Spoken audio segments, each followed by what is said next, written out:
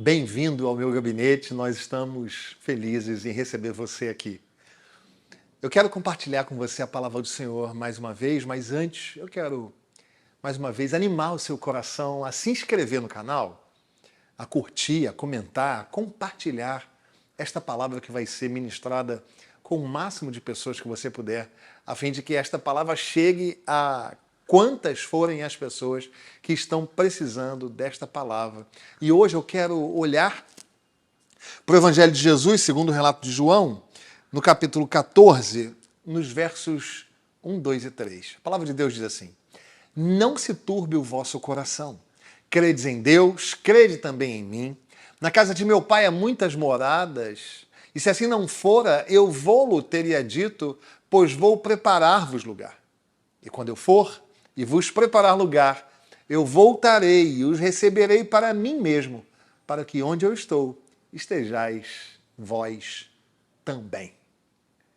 Este texto de João é um texto bastante complexo para o tempo de hoje. Ele é um texto bastante desafiador para a sociedade do século XXI. Porque o texto começa com uma orientação do Senhor Jesus dizendo: não se turbe o vosso coração. E eu quero crer que você nunca tenha usado o verbo turbar na sua vida. Mas você já deve ter usado palavras de mesma raiz, como perturbar, conturbar, o próprio substantivo turba, que é um grupo de arruaceiros. Todas as palavras que se originam no verbo turbar carregam em si essa ideia de perturbação, de agitação, de ausência de paz. E o Senhor fala para os seus discípulos: não se turbe o vosso coração. E nós precisamos lembrar qual é o contexto em que esse texto acontece. O contexto em que esse texto acontece é quando o Senhor traz aos seus discípulos uma palavra de despedida. Era a quinta-feira do Getsêmani. Era a quinta-feira do suor em forma de sangue. O Senhor então fala com os seus discípulos que ele já não mais caminharia junto deles fisicamente. E aí os discípulos se entristecem, ficam estarrecidos, os discípulos ficam com o coração agitado e o Senhor, conhecendo-lhes o coração, fala: não se turbe o vosso coração. Credes em Deus, credes também em mim. Na casa de meu pai há muitas moradas. E eu vou para lá e eu vou preparar lugar. E eu vou receber vocês. É como se o Senhor estivesse dando um até breve, não um adeus. Agora, o que é interessante é nós percebermos que esta palavra é para nós hoje. O não se turbe o vosso coração, que é tão desafiador para o nosso tempo, é para mim e para você também. E a pergunta, diante de uma sociedade tão marcada por agitações as mais diversas, por complexidades na existência, por dores que se propagam nas relações, a pergunta é: como não ter o coração turbado? Como não ter o coração agitado? Como se manter na paz, na tranquilidade, vivendo exatamente isto que o Senhor falou para os seus discípulos? Em primeiro lugar, se nós queremos não estar com o coração turbado, nós devemos colocar a nossa confiança em Cristo, apesar das circunstâncias. A palavra do Senhor diz assim: credes em Deus, crede também em mim. Se nós formos traduzir de uma forma um pouco mais adequada e de uma forma mais clara para os falantes da língua portuguesa, nós vamos entender que esta declaração do Senhor, credes em Deus, crede também em mim, esta primeira oração, que é credes em Deus, é uma oração subordinada, adverbial, causal. O que isso significa?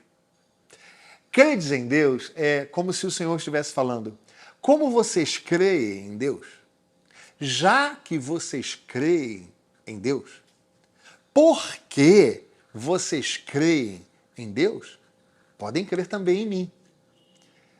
O que o Senhor está dizendo é: você não diz acreditar que Deus é o Criador de todas as coisas?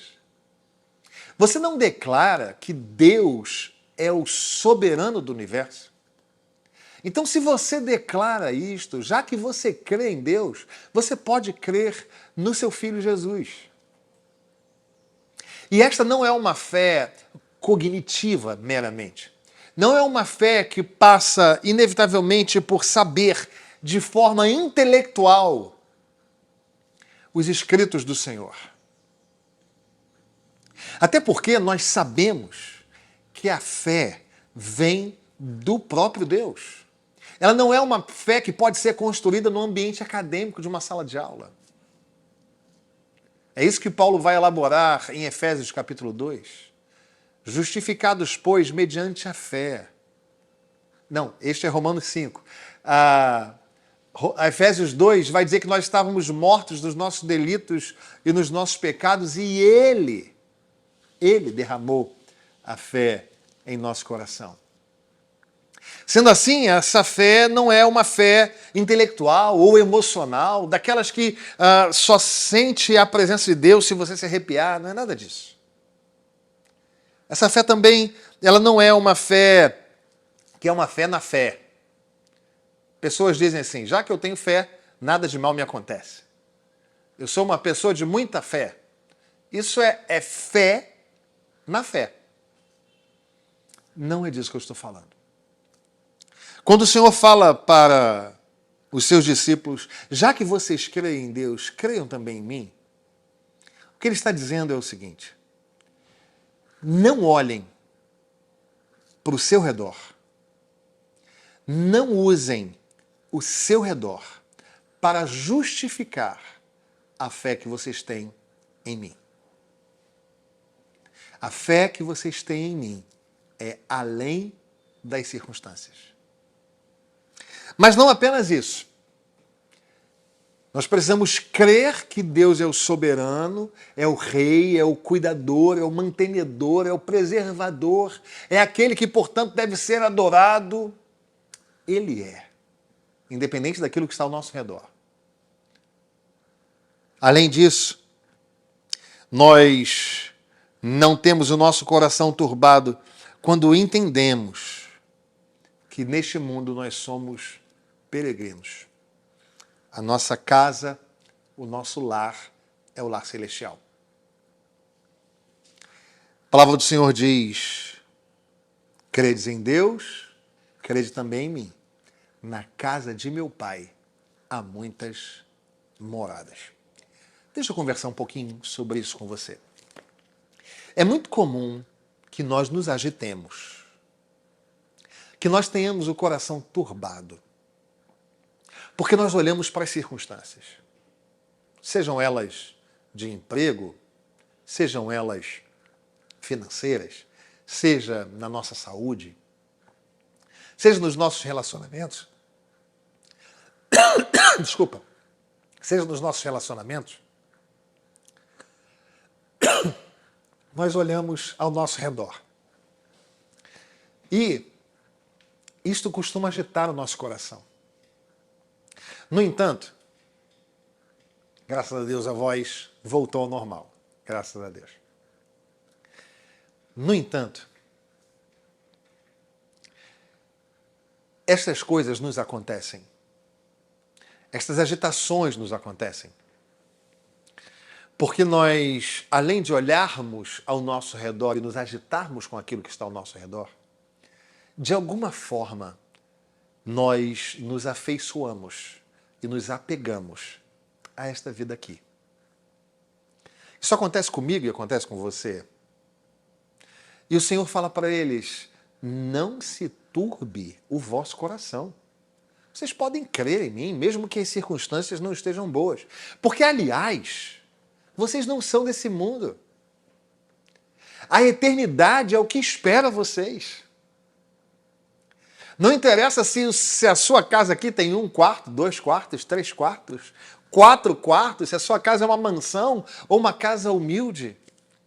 Aqueles que são do Senhor estão aqui nesse mundo de passagem e haverão de viver a eternidade na sua presença lá. É lá que está o nosso tesouro. E é isso que o Senhor fala para os seus discípulos. Na casa de meu Pai há muitas moradas. Talvez tenha chegado a hora de nós tirarmos os olhos do imediato doído, tirarmos os olhos do imediato catastrófico, tirar os nossos olhos daquilo que nos dói a alma e entender que os 60, 70, 80, 90, 100 anos, 120 anos que nós venhamos a ter, eles são nada perto daquilo que nós temos a viver com o Senhor, apartados de morte, de dor, de doença, de desemprego, de crises as mais diversas. Não se turbe o vosso coração. Você não é daqui.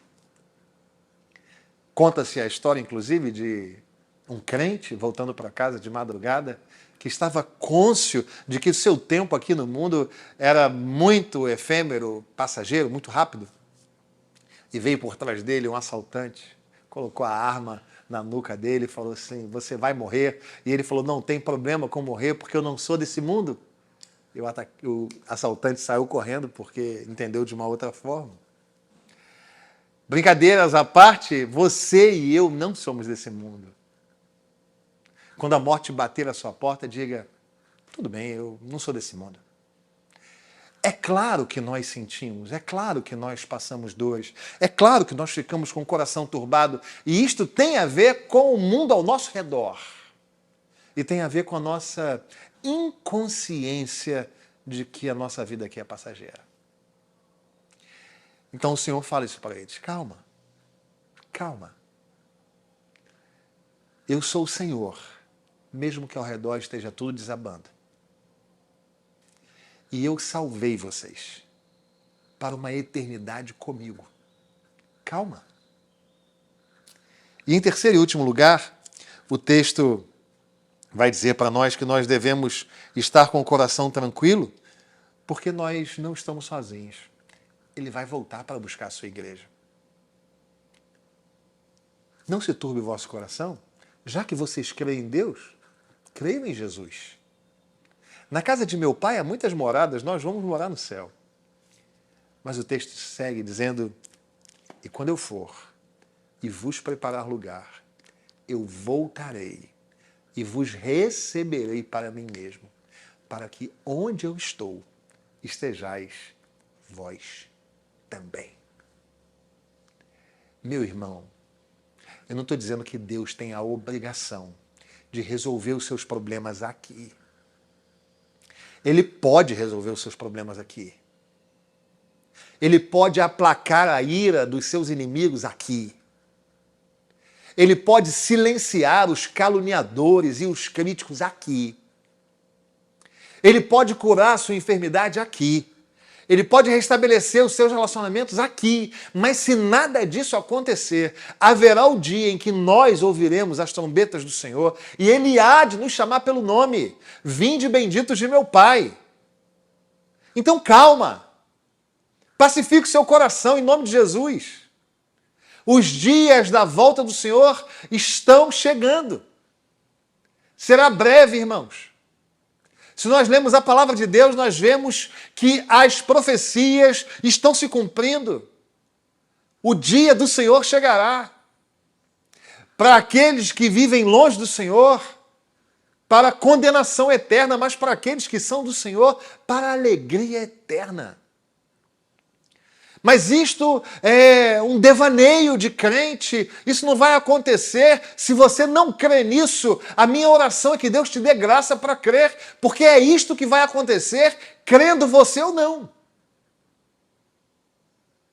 Por isso nós podemos ficar calmos. Porque haverá o dia em que todos os inimigos da humanidade, todos os inimigos da igreja do Senhor, todos os inimigos dos servos do Senhor estarão de joelhos, tendo que confessar para a sua própria condenação que Jesus Cristo é o Senhor, para a glória de Deus o Pai. Sendo assim, não se turbe o vosso coração. Calma. Calma. Já que você crê que Deus é soberano, creia em Jesus, creia na sua santa companhia. Creia que você está aqui de passagem e você pode olhar para o futuro com esperança. Lá está o nosso tesouro.